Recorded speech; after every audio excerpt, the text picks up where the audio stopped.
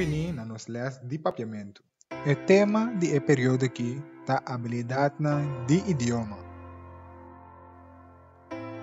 Nesse vídeo aqui, nós também tratamos vocabulário e ortografia no papiamento. O tema que nós também tratamos é numeral, ou melhor, número.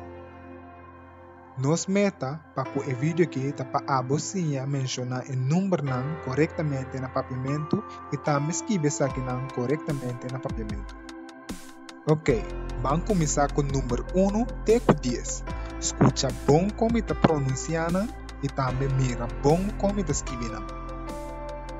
Número 1, 2, 3, 4, 5, 6, 7, 8, 9, 10. Después de 10, nós temos 11, 12, 13, 14, 15, 16, 17, 18 e 19. 20, 30. De número entre 30 e 100 está também T. Por exemplo, 30, 35, 90, 97. Quando te bisa 35, quando te bisa 35, quando te bisa 97, quando te bisa 97. Vamos seguir.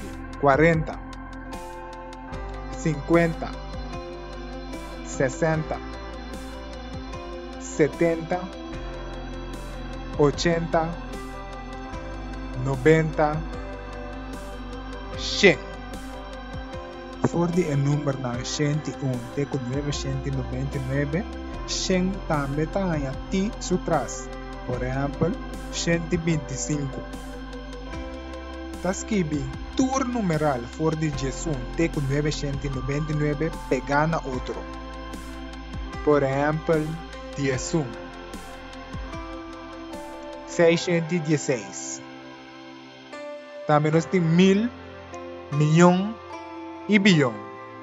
Está escrito 1000, milhão, bilhão, separar de outro numeral e separar for de outro. Por exemplo, 1056. 1.215.608. Agora me pedir favor. Escreve a seguinte cifra na letra. Vou escrever bom?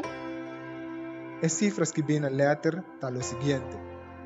Corda-se o máximo esforço. Danke pela atenção e êxito.